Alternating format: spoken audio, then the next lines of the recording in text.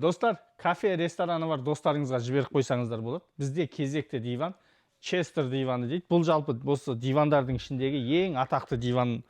Бұны көп адамдар жасайды. Бір жерде жақсы жасайды, бір жерде жаман жасайды. Бұл диванның жақсы, жаманын қалай ажыратам десеңіздер, біріншіден сапасы, оны енді өзімнен сұрап білесіздер. Екіншіден жасалуы.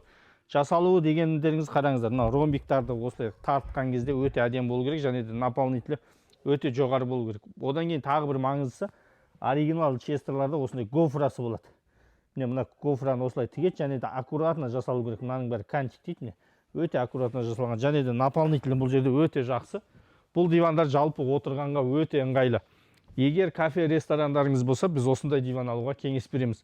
Не үшін екенін айтып берейін. Бұның бір ерекшелігі, бұның матрасы съемный. Съемный деген міне. Көп кафе, ресторандарда диваныңна отыратын жері отырып кетеді ғой. Сол кезде мына замокты ашасыздар да, ішіндегі наполнительді ауыстырып, қайтадан салып, жуып, тазалап қоя бересіздер. Сондықтан бұл көп жылға қызмет ететін дивандардың бірі болып есептелінеді. Егер дәл осындай дивандар керек болса, Қазақстанның кез келген қаласына жеткіземіз. Осы видеоға лайк басып, біздің парақшаға подписаться етіп кетіңіздер.